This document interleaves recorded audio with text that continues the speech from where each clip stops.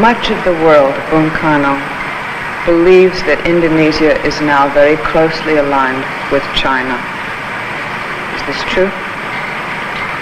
True in the sense of the word that Indonesia is very much aligned with all progressive forces in the world.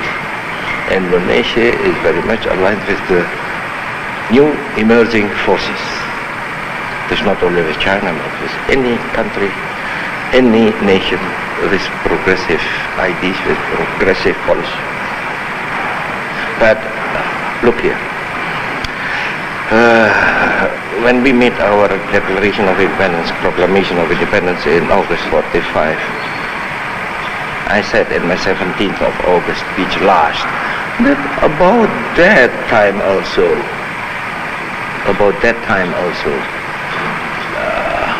Cambodia, Vietnam, Korea made also Declaration of Independence. That's why I said in my speech that axis, Jakarta, Phnom Penh, Hanoi, Peking, Pyongyang is a very logic one. May I ask you a rather difficult question? How do you reconcile your being so opposed to imperialism and yet align yourself with a country which has always had imperialist designs in Asia, and many people think still does? Do you think they still do, China? Do you think they might become an imperialist nation again? No. I had serious talks about this with Mao Zedong, with Zhou Enlai, with Chen Yi, with Zhu Te, with Liu Xiaoqi, all the responsible leaders of China. They all laugh about this. People say that we Chinese are imperialists. We are not. And I'm sure they are not imperialists. They are not imperialists. You know, a few years ago, we had here also a Chinese problem. And we have tackled this problem nicely. It was not because China was imperialist, or is imperialist, no. You know that if then Chen Yi came here, when we were tackling this Chinese problem in Indonesia, Chen Yi came here and he said, President Soekarno,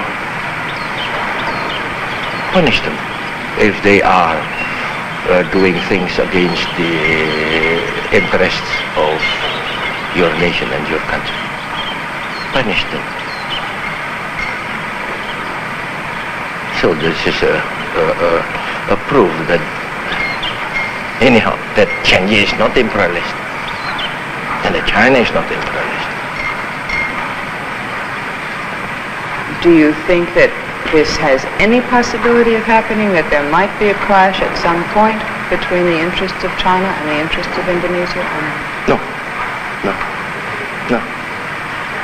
China is solving its own problems. We are solving our own problems. And so long as we don't intervene, subvert each other, then everything's all right. You have now friendly relations also with many Western countries, don't you? Yes, you know? yes. Which ones? No, with the Netherlands. No, with France. With Italy. Those are Western countries. Yes. Even we had very nice talks and relations with for example, President de Gaulle is now sometimes very much opposed against your policy, American policy. I'll go on to another, if I may. You have very fervently, in many of your speeches, prayed for world peace. Yet Indonesia is the only nation to have withdrawn from the United Nations. Coincidentally, this is the year of the 20th anniversary of Indonesia's independence and also the 20th anniversary of the formation of the United Nations. Would you tell us if, perhaps, if you can, if this was an impulsive move? Impulsive, Miss Beryl? How can you speak about impulsive? It was already in 1960, that I made that speech to the United Nations in New York. And then in that speech I elaborated already about the urgent necessity to reorganize the United Nations, because the United Nations of today are not picturing the world constellation of today. The United Nations of today is just a picture of the constellation of the world in 1945. And after 45, so many changes have taken place. So many new Asian states have been established. So many new African states have been established. What would your suggestions be for the most important changes which you have suggested in the past for the changing or amending of the United Nations Charter's organization? In the first place, that the United Nations now are a real reflection of world life of today, not 45's constellation. Today, 60. I uttered it already in 60, and now 65, even more now. Is this regarding the Security Council?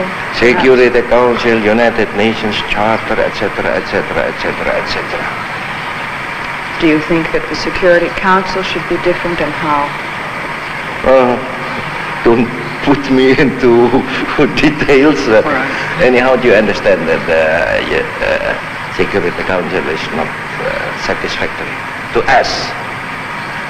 And that the whole organization of the United Nations also not satisfactory to us. Should it happen that there be any revisions in the United Nations Charter, is it at all possible that Indonesia may rejoin the United Nations? Yes, but not the contrary.